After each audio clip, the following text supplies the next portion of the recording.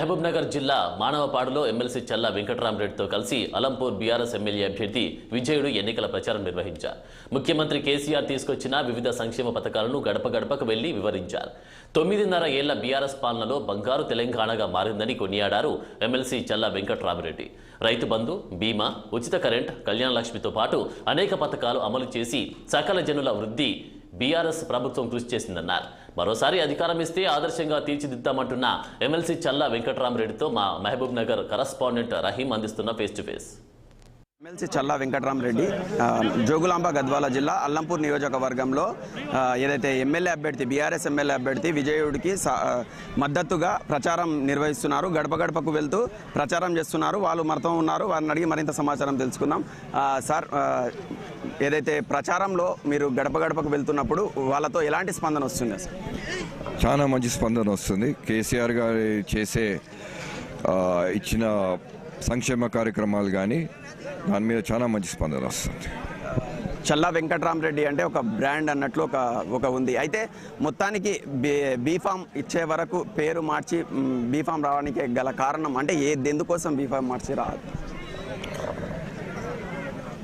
మా కార్యకర్తల కోరిక మేరకు, అట్లనే అలంపూర్ ప్రజల కోరిక మేరకు అభ్యర్థిని వేరే వాళ్ళని పెట్టాలా అని చాలామంది కోరినందుకు నేను అది ముఖ్యమంత్రి గారిని కోరిన, దానివల్ల బీఫామ్. తెలంగాణ ఏదైతే మేనిఫెస్టోలో పెట్టిన 6 పథకాలు మీరు గ్రామాలలోకి వెళ్తున్నప్పుడు ఎలా సహకరిస్తున్నారు, ఎలా రిసీవ్ చేసుకుంటున్నారు ప్రజలు? విపరీతమైన రెస్పాన్స్ వస్తుంది దానికి. ముఖ్యంగా కేసీఆర్ బీమా అనే పథకానికి, గ్యాస్ 400 రూపాయలు అనే పథకానికి, ఈ ఆరోగ్యశ్రీ ఇప్పుడు 15 లక్షలకు పెంచినారు. ఈ పథకాలకి చాలా మంచి రెస్పాన్స్ వస్తుంది. తెలంగాణలోనే చివరి ఒక నియోజకవర్గం అల్లంపూర్ నియోజకవర్గం. ఏదైతే అభివృద్ధి ఇంతవరకు జరిగిందంటారా? ఇంతకు ముందుకు జరిగిందా? ఇప్పుడు జరగబోతుందా?